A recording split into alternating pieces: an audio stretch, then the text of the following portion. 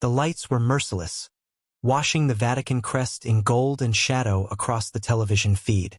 The world watched, millions of eyes fixed on the stage where two men sat beneath the cold glare of studio lamps. In that instant, nothing about the moment seemed unusual. And then it happened. Pope Leo XIV shifted in his seat, and the motion betrayed him. His shoulders tightened. His right hand rose, almost involuntarily, to his left shoulder, fingers curling into the white fabric of his cassock. It was the smallest sign of pain, yet in the stillness of live broadcast, it felt like a thunderclap. The murmurs from the audience were swift but hushed, as though too much noise would deepen the wound. The cameras caught it all, the narrowing of the Pope's eyes, the measured breath he took to contain what his body could not hide. Across from him, Cardinal Tagle's posture changed. His head tilted just slightly, his lips pressing into a shape that was neither smile nor frown, but something far more calculated. He leaned forward, elbows resting on the gleaming surface of the table between them. His voice, when it came, was wrapped in silk but lined with steel. "Holy Father, is this the moment we must all admit you are not as strong as you once were?" The words cut through the air like glass. They were not shouted, not crude, yet the intention was unmistakable. It was an invitation to doubt, dressed in the courtesy of concern. The Pope's gaze lifted to meet his challengers. He did not answer. Not yet. Instead, he allowed the silence to grow roots, to settle heavily into the lungs of every person in that room.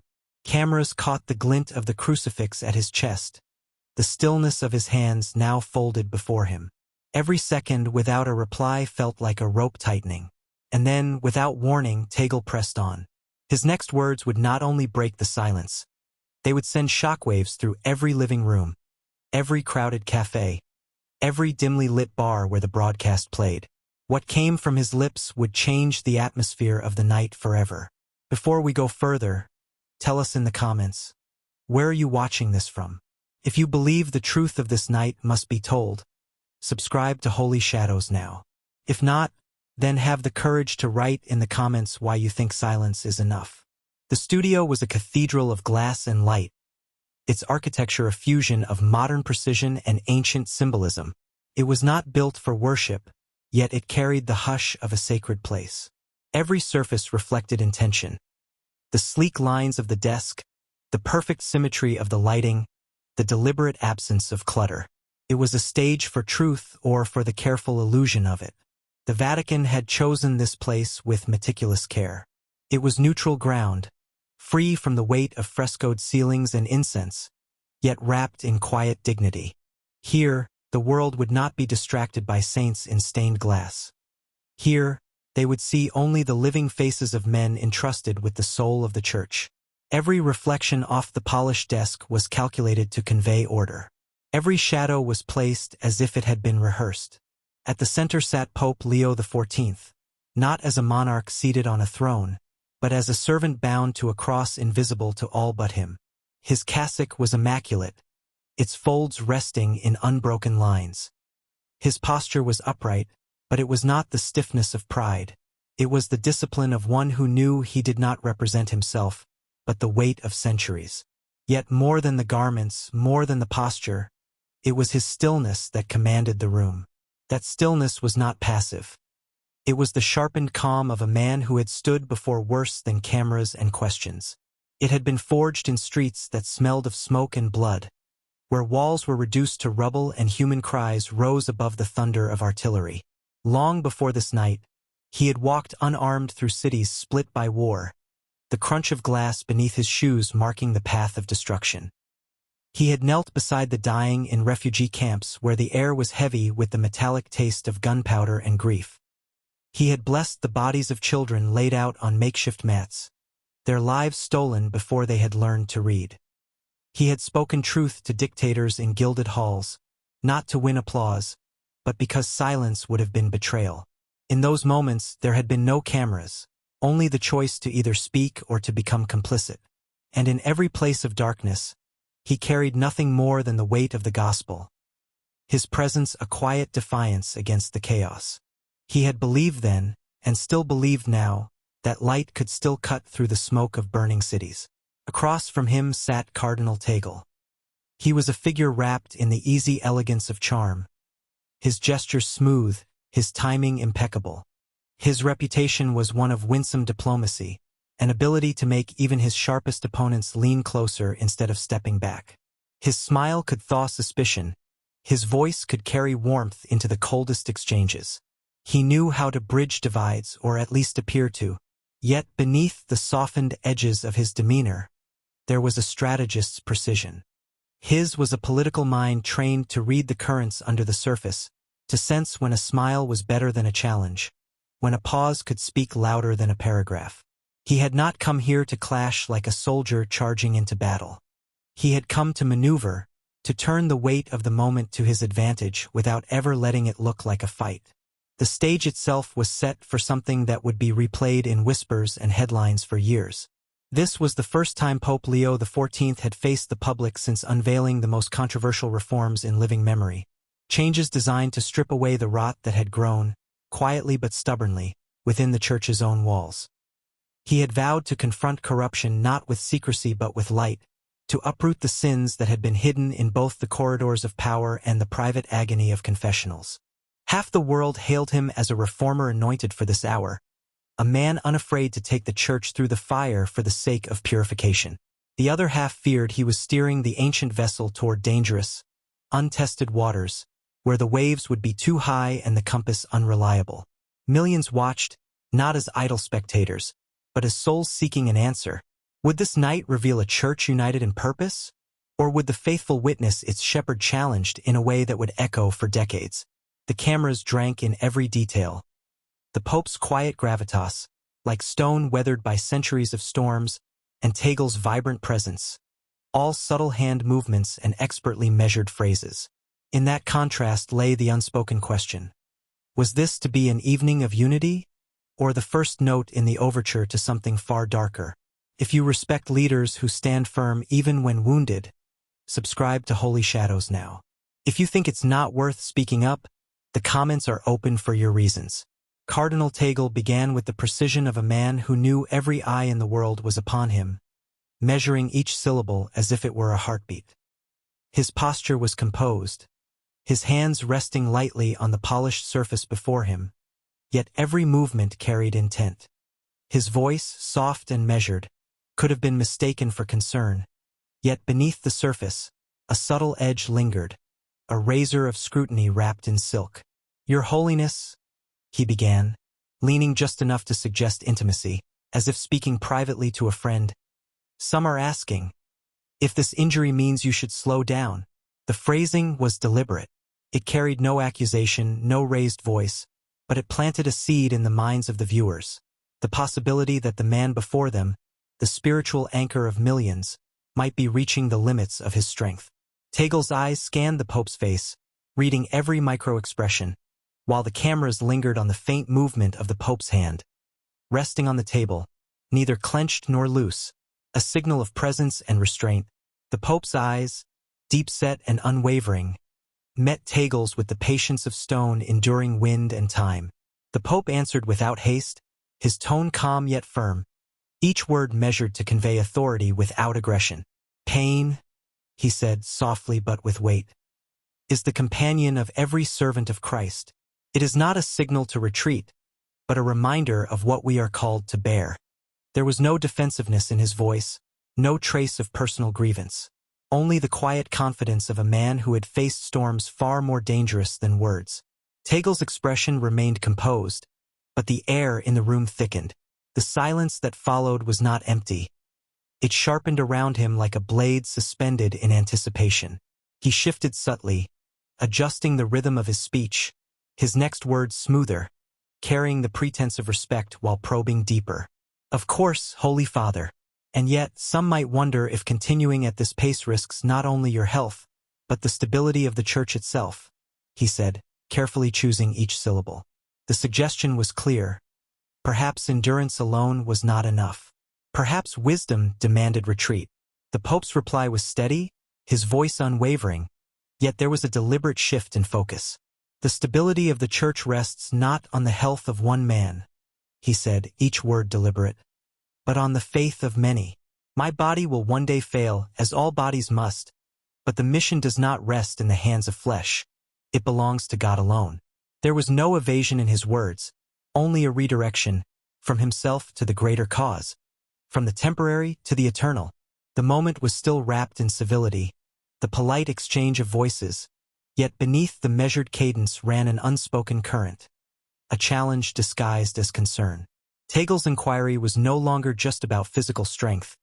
It was a test of readiness, a subtle probe into the moral and spiritual authority of the man before him. The Pope, in answering, did not defend himself. He reminded all who listened that true strength had never been measured in speed, stamina, or survival. Strength was endurance in the service of others, patience in the face of doubt, courage in moments where the world expected fear. The cameras lingered on both figures. Tagle's controlled composure, the slight narrowing of his eyes, the careful modulation of his tone, and Leo XIV, still as marble but radiating a presence that suggested he had carried burdens far beyond the knowledge of those watching. The tension in the room was almost palpable, like the air before a storm breaks. If you believe strength is more than physical power, subscribe to Holy Shadows now. If not, tell the world in the comments why you think leaders should step down when tested. Tagle's next words carried less of the physician's bedside manner and more of the sharp, deliberate precision of a cross-examiner. The shift was subtle, almost imperceptible at first, but it was there. A tightening of his phrasing, a pause weighted like a scale, a cadence designed to unsettle without seeming to do so. "Your Holiness," he began, his voice smooth but edged with intent. "Some say the reforms you've championed have not healed the Church, but have instead sown deeper division, that in pursuing transparency, you have alienated the faithful who fear change more than they fear secrecy." It was no longer a question of stamina, no longer a gentle probe into health or endurance. Tagle was now testing the very foundation of authority, asking if the Pope's judgment, his moral compass, and his vision for the Church could withstand scrutiny. Every carefully measured word carried the weight of implication. Perhaps the Pope was wrong. Perhaps his mission had fractured what he sought to unify. The Pope's eyes did not harden, nor did his hands tighten. They softened, as if Tagle's words were not a wound but a mirror reflecting a truth too often ignored. "Division," he said, his voice low but resolute, "does not begin with reform. It begins when we choose comfort over truth." He paused for a moment, letting the words settle like stones in still water, before continuing, his tone drawing the room into the world he had seen. "I have walked through villages where the poor were invisible to those in power, because acknowledging them would demand sacrifice. I have held the hands of dying children whose only crime was being born on the wrong side of a border. I have knelt beside prisoners whose chains were less cruel than the bitterness that had taken root in their hearts. I have forgiven enemies who were certain they would never deserve it, and in doing so, I have learned that mercy is never weakness. It is the strength that binds the broken together." Each recollection, each image he summoned, seemed to pull the very air from the room. The audience was caught between the intimacy of his memories and the stark reality they revealed. A reality no camera could fully capture, but that every viewer instinctively felt. Some faces betrayed awe, some discomfort, and some, a slow recognition of a standard higher than human convenience. He leaned forward slightly, not as a man defending himself, but as a shepherd addressing a flock poised on the edge of disorientation. His gaze swept the room as if he could see through every doubt, every silent judgment. Politics divides. The gospel unites. If we forget this, we trade the eternal for the temporary. We become defenders of our positions rather than bearers of the truth. And what use is leadership if it only serves pride? Around the studio, reactions were subtle but telling. A few nodded slowly, caught by the gravity and authenticity of his words. Others lowered their eyes, unsettled by a truth that could not be manipulated or dismissed. A few shuffled slightly in their seats, uncomfortable with a conviction that demanded reflection rather than applause. The cameras captured it all, the full spectrum of human response, the silent dialogue between conscience and curiosity, the tension of minds being challenged without a single raised voice. Even the lighting seemed to bend toward him, catching the lines of his face, the slight furrow of concentration, the calm certainty that he carried the weight of the unseen as deliberately as he carried the cross of duty. If you believe unity matters more than winning debates, subscribe to Holy Shadows now. If not, write in the comments why division is the better path. Tagle's eyes lingered on the Pope with the focus of a man searching for a fracture in marble, a subtle fault line where his words might wedge themselves, widening with each measured syllable. His expression, still outwardly courteous, had shed a layer of diplomacy. The cordial veil hung by only a thread. When he spoke again, his tone carried the crisp edge of a scalpel, sharp, controlled, and meant to cut without spilling unnecessary blood. "Your Holiness," he said, "after all is said and done, are you truly leading this church? Or are you merely a symbol, a figurehead?" The question hung in the air like incense in a sealed chapel. Dense, inescapable, and impossible to ignore. It was no longer about policy, nor about the Pope's age or the injuries time had etched into his body. This was about legitimacy itself, the right of the man seated in the chair of Peter to claim the mantle he bore. It was a challenge that reached beyond cameras, beyond the walls, beyond the moment itself, touching the very heart of the Church's authority. Pope Leo XIV did not move. Not at first. His shoulders stayed square. His hands rested steady on the table before him. But his eyes, calm until now, shifted. The softness that had carried his earlier words gave way to a quiet hardness. Not anger, not defensiveness, but the unshakable certainty of a man who had been forged in places where comfort could not survive. "When you ask if I am a symbol or a figurehead," he began, his voice low, deliberate, each syllable measured like a tolling bell, "I think of the alleys I have walked where war had stripped the names from the streets. I think of the night I stood beneath a sky lit not by stars, but by mortar fire, and blessed a child whose body trembled with both fever and fear. I think of kneeling in the mud beside a man who would not see the morning, his blood mixing with the rain, his final breath spent in forgiving the one who struck him down. The images hung there, not as sentiment, but as reality carved from the cold stone of lived experience. The studio lights, bright a moment ago, seemed suddenly sharper and colder, casting shadows that reached long across the room. The silence was no longer mere quiet.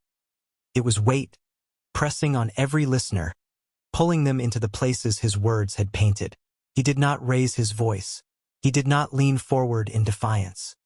He simply lifted his gaze and let it rest on Tagle with a steadiness that felt immovable. "You call it weakness to stand with the broken?" His voice was calm, almost tender. Then, with a slight tightening of his jaw, the words sharpened. "I call it sacred." They fell into the room with the force of an iron bell striking midnight. Somewhere in the audience, there was a sharp intake of breath, a gasp quickly swallowed. A murmur flickered at the edge of the crowd but died as quickly as it began, as though even whispering in that moment might profane it. The cameras caught everything. The stillness of the Pope's face, the faint but telling tightening of Tagle's jaw, the faces in the audience where eyes glistened with sudden tears. Even the crew seemed frozen, their hands steadying cameras not out of professionalism alone, but because to move felt like intruding on something too raw to disturb. If that line stirred something in you, subscribe to Holy Shadows now. If not, explain in the comments why protecting the broken is not worth defending. The pause after the Pope's declaration stretched long enough for every ear in the studio to register the faint hum of the lights, the subtle creak of the chairs, even the barely perceptible intake of breath from the audience. Time itself seemed to slow, as if the room had been suspended in the weight of a moral question too heavy to ignore. Tagle shifted, the faintest adjustment in posture, as if preparing to strike again. But before the words could form, Leo XIV spoke. His voice was calm, measured, and precise, like a surgeon handling a blade. "You confuse engagement with endorsement," he said. The words were deceptively simple, yet they carried the authority of a verdict, a quiet judgment that demanded reflection. To sit with those who err is not to bless their error. To walk among the guilty is not to abandon the innocent. If we cannot engage with the world's brokenness, then we have already abandoned the gospel. He leaned forward slightly, his hands resting lightly on the table, the very posture of someone presenting truth without aggression. "Tell me, Your Eminence," he continued, voice soft yet commanding, "why does defending the innocent make you uncomfortable?" For the first time that evening, Tagle's poised demeanor showed a fissure. There was no stammer, no audible falter, no dramatic reaction. But the hesitation was unmistakable. A fraction of a second too long, a pause pregnant with unspoken uncertainty. In that quiet gap, the cameras captured the moment for the world. A challenger confronted not with fury, but with the piercing clarity of conscience. The audience shifted perceptibly. Whispers threaded through the room like wind through reeds, as if the question were addressed not only to Tagle but to each person present. Eyes darted, some downcast, others fixed in quiet admiration, all caught in the tension between human pride and moral truth. A few lowered their heads, unwilling or perhaps unprepared, to meet the reality the Pope had set before them.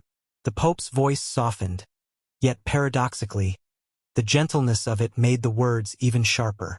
"Leadership," he said, his tone carrying both weight and invitation, "is not the art of survival, it is the art of service. If our measure is how well we keep our place, then we have already lost it." Each word hung in the room like a bell tolling over a city at dawn. The weight of it pressed not only on those physically present but, through the lens of the cameras, into millions of homes watching, listening, feeling the subtle power of integrity spoken without threat or spectacle. In that stillness, the challenge that had begun as a test of strength was reversed. The challenger was left exposed, not humiliated, not diminished in dignity, but undeniably disarmed by the quiet force of truth. Even the smallest details seemed magnified. The faint tightening of Tagle's jaw, the subtle narrowing of his eyes, the posture of audience members leaning forward, leaning back, unsure whether to cheer, reflect, or weep. The air itself felt heavier, laden with the gravity of leadership defined by service rather than survival, of authority grounded not in position but in moral clarity. If you believe truth can be spoken without shouting, subscribe to Holy Shadows now. If you don't, leave a comment explaining why grace isn't enough. Pope Leo XIV let the silence linger a moment longer, not as a weapon, but as a mercy. Silence, he knew, could wound, but it could also heal. In that stillness, the sting of truth had space to seep deep enough to become the seed of reflection. The cameras caught his hands resting lightly before him, unthreatening, open, almost as if to say, "This is not the end of the conversation. This is the beginning." When he finally spoke, it was with the gentleness of a shepherd walking slowly among a restless flock. His eyes did not settle on Cardinal Tagle, nor on the audience members who sat shifting in their seats. Instead, they lifted beyond the stage, beyond the harsh studio lights, to the unseen millions watching through the unblinking eye of the camera. "This," he said softly, the word carrying like a breath across still water, "is not about Cardinal Tagle. It is about the kind of church we want to be." The lens seemed to draw him closer, as though the glass itself had dissolved and he now stood in the living rooms, the parish halls, the cramped kitchens where people huddled around glowing screens. His gaze moved past the equipment, as if searching for the eyes of someone watching from the back row of history itself. "Our faith," he continued, "is not built on titles or positions, but on compassion that bends low enough to wash the dust from another's feet. It is not about who can speak the loudest, but who can listen the longest. It is not about guarding our pride like a fortress, but about opening our hearts, even to those who may wound us with their doubt." His tone deepened, warm but steady, every syllable deliberate. "The church is not a stage for victory. It is a home for the weary. It is the hand that reaches down, not to pull someone into our corner, but to lift them from the ground. If we lose sight of that, we will have voices shouting in every direction, and yet no hearts hearing the voice of God." He paused, not to gather his thoughts, but to let the weight of his next words prepare their own place in the listener's heart. "We don't need more voices shouting," he said slowly, almost tenderly. "We need more hearts listening. The line landed like the lighting of a single candle in a darkened cathedral. Not blinding, but unwavering. Around the studio, shoulders softened, brows eased. Some nodded gently, almost without realizing it. Others sat very still, lips pressed together, their eyes revealing the quiet war between conviction and comfort. The moment was not triumphant, it was intimate. Somewhere, perhaps in the privacy of a kitchen table or the corner of a parish hall, someone watching might have felt a lump rise in their throat, not because they had been accused, but because they had been invited, to see the church not as an institution of walls and rules, but as a living mercy that walked among the broken. If you want more hearts listening, subscribe to Holy Shadows now. If you'd rather see more shouting, the comments are your pulpit. Pope Leo XIV did not look back at Cardinal Tagle. The exchange between them was over. The weight of it had settled into the marble like an echo that would not fade. He faced forward, his posture steady, his eyes fixed on the audience before him and the millions watching beyond. And then, without raising his voice, he placed the burden of the moment where it belonged, on the hearts of those listening. "If you were in that room," he asked, "what would you have said?" The question did not carry accusation. It carried invitation. It was not a challenge to win, but a mirror to step into. Every viewer, whether in a crowded parish hall or alone in a silent apartment, now had to weigh their own courage, their own convictions, their own willingness to speak when silence would be easier. He gave no time limit, no instruction, just the challenge. "I invite you," he continued, "to speak, not with venom, not with pride, but with respect. Share your thoughts, share your doubts. Let this be more than a broadcast. Let it be a conversation worthy of the truth we claim to serve." And then, his voice softened into the cadence of blessing. "May we all seek truth with humble hearts and courageous voices. If you stand with Holy Shadows in seeking truth, subscribe now. If you won't, then at least tell the world in the comments why your voice will remain silent.